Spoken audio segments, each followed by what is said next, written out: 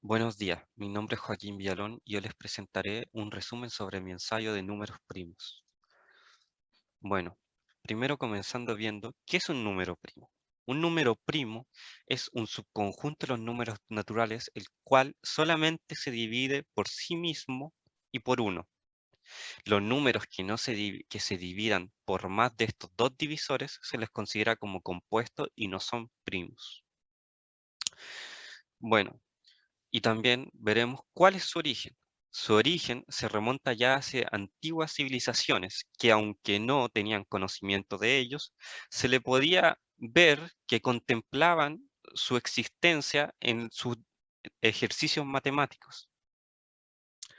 También podemos ver que no es hasta la antigua Grecia donde el matemático Euclides demuestra la existencia de estos números primos y además los menciona en los elementos de Euclides. Bueno, continuando con esto, veremos, ¿son infinitos los números primos? ¿Será cierto? Pues sí. Y continuando con lo anterior, Euclides, aparte de demostrar la existencia de los números primos, hizo una demostración de que los números primos son infinitos. ¿Cómo hizo esto? Bueno, él tenía un conjunto de números primos finitos hasta que el número mayor era p. Bueno, aparte de esto, dijo que c es igual a la multiplicación de estos números primos. Luego, creó un número q, que es c más 1, y luego dijo que q es mayor a p.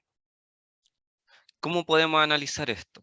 Bueno, podemos decir q es divisible de 2, no es divisible de 2.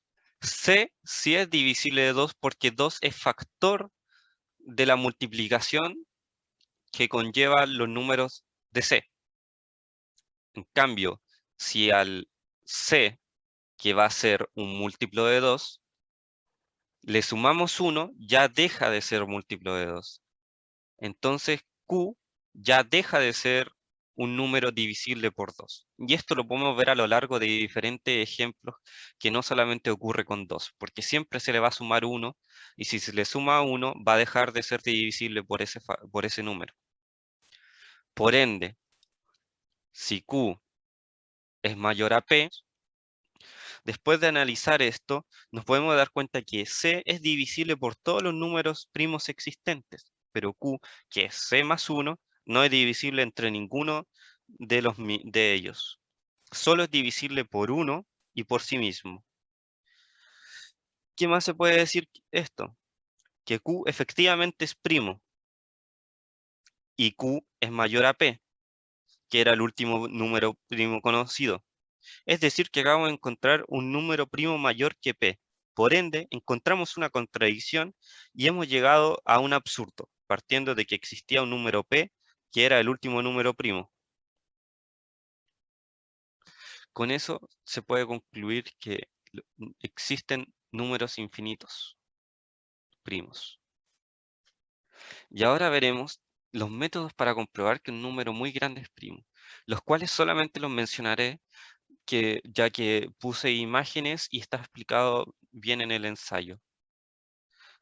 Primero, podemos ver el método mediante división, que se ve en la primera imagen, el método de Euclides, que lo acabamos de explicar anteriormente, la criba de Eratóstenes, que se puede ver aquí en esta tabla, y el número primo de Mersenne, que es esta fórmula. Ahora veremos, ¿los números primos son importantes? Si te lo estabas preguntando, sí son importantes, ya que los números primos son uno de los conceptos que forman la base de la matemática. Desde ya hace civilizaciones muy antiguas, donde sin ellos no podemos elaborar algoritmos ni cálculos complejos. Además, los números primos son imprescindibles en el teorema fundamental de la aritmética, como por ejemplo, sin los números primos no se podría hacer nada de lo que hacemos realmente ahora. Esperando que les haya encantado mi presentación. Muchas gracias.